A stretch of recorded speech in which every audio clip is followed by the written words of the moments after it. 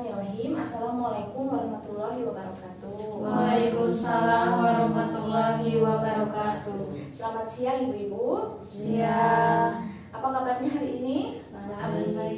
Alhamdulillah ya.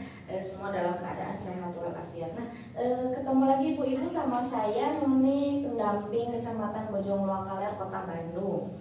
Nah, pada pertemuan kali ini kita akan membahas modul 3, yaitu tentang kesehatan dan gizi. Nah, kebetulan saya akan membahas sesi 1 langkah 5.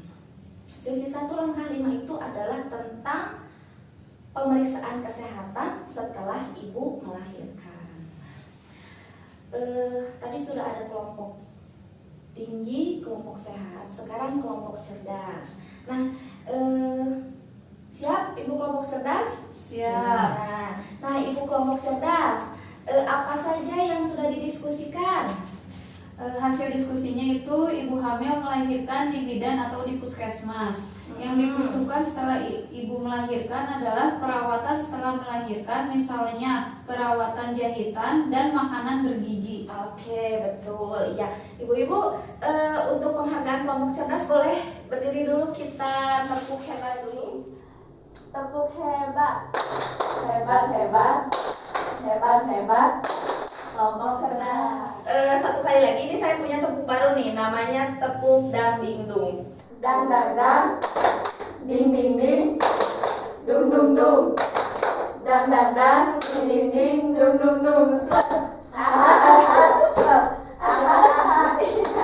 Terima kasih ibu, boleh duduk kembali. Nah, ibu-ibu tambah semangat ya. Sekarang kita coba lihat film. Ada film pendek tentang pemeriksaan kesehatan setelah ibu melahirkan. Proses kelahiran bayi harus ditolong oleh tenaga kesehatan terlatih di fasilitas kesehatan. 2. Minum ulangi kapsul vitamin A warna merah pada hari kedua sesudah melahirkan. 3. 1. Proses kelahiran bayi harus ditolong oleh tenaga kesehatan terlatih di fasilitas kesehatan. Dan dapat siapa melahirkan selama 40 hari berturut-turut atau sesuai anjuran dari tenaga kesehatan jika menderita kurang darah akibat perdarahan saat melahirkan. 5. Memperoleh konseling perawatan kesehatan khususnya perawatan bayi baru lahir, menyusui eksklusif, dan pemberian MPASI dimulai dari bayi usia 6 bulan. 6. Menggunakan alat kontrasepsi sesuai anjuran petugas kesehatan untuk mencegah kehamilan sampai bayi berusia minimal 2 tahun. Sekarang ibu-ibu coba diingat lagi ya, dari film tersebut katanya di mana ibu itu harus melahirkan. Di bidan atau di puskesmas. Nah, apakah setelah melahirkan ibu hamil harus periksa kesehatan? Iya. Berapa kali?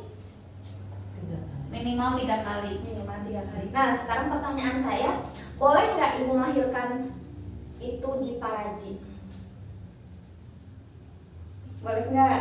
Gak apa-apa, jawab aja. Boleh. Boleh? Boleh aja. Iya, betul, boleh-boleh aja ya Bu, di Paraji. Asalkan Parajinya sudah mengikuti pendidikan dan pelatihan persalinan. Walaupun melahirkan di Paraji, tetap Parajinya harus melaporkan keesokan harinya harus melaporkan kepada puskesmas atau bidan. Nah, seperti itu ya ibu-ibu. Nah, sekarang saya akan menjelaskan nih pemeriksaan kesehatan setelah melahirkan. Pemeriksaan kesehatan setelah melahirkan.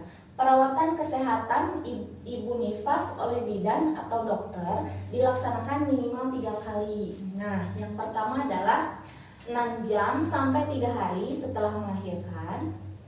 Yang kedua, hari keempat sampai 28 setelah melahirkan.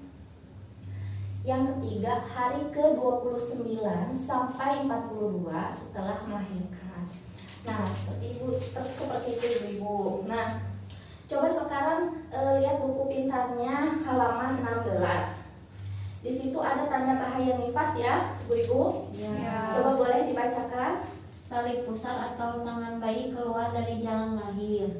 Air ketuban keruh dan berbau. Pendarahan lewat jalan lahir. Ibu gelisah atau mengalami kesakitan yang hebat. Ibu tidak kuat mengejan. Ibu mengalami kejang. Nah, berikut adalah tanda-tanda bahaya pada ibu nifas ya Ibu-ibu. Nah, sekarang kita beralih ke flip chart 1.7. Nah, Ibu boleh dibacakan yang pertama apa? Segera lakukan instalasi menyusu dini. Ya, segera lakukan inisiasi menyusu dini. Nah, Ibu-ibu, inisiasi menyusu dini itu adalah ketika sesaat setelah melahirkan, anak keluar dari rahim kita lalu diletakkan langsung pada dada kita, sehingga si anak secara alamiah akan mencari puting. Jadi nantinya akan mudah ketika proses menyusuinya. Nah, seperti itu. Yang kedua boleh dibacakan? ASI yang keluar pertama berwarna kekuningan. Kolestrum mengandung zat kekebalan tubuh, langsung berikan pada bayi, jangan dibuang. Nah, Ibu-ibu, suka ada nih ya, ketika pertama kali menyusui itu ada yang kuningnya. Kalau zaman dulu katanya dibuang takut bahaya. Ternyata justru yang kuning itu adalah kolostrum. Kolostrum itu mengandung zat kekebalan tubuh yang sangat berguna untuk bayi yang baru lahir. Nah, seperti itu Ibu-ibu. Yang ketiga, Berikan hanya ASI saja sampai berusia 6 bulan. Nah, kalau zaman dulu anak lahir langsung dikasih pisang, langsung dikasih air putih, langsung dikasih madu, itu sebetulnya tidak baik Ibu-ibu, karena bayi baru lahir harus hanya mendapatkan ASI selama 6 bulan. Jangan khawatir ketika si anak rewel, nangis atau mencari makanan, padahal itu bukan karena itu bisa kita siasati misalnya dengan dipeluk, digendong gitu.